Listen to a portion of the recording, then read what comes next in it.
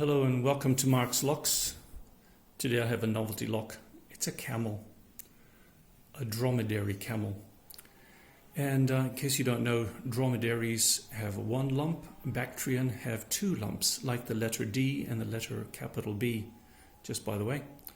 This key is basically just a simple screw, and all you're doing is,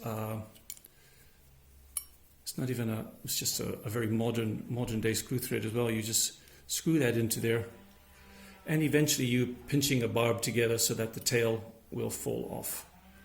And if you've ever ridden a camel, you'll know that the tails never stick up like that. That's what you're pinching, just that barb there with the screw. And that's it.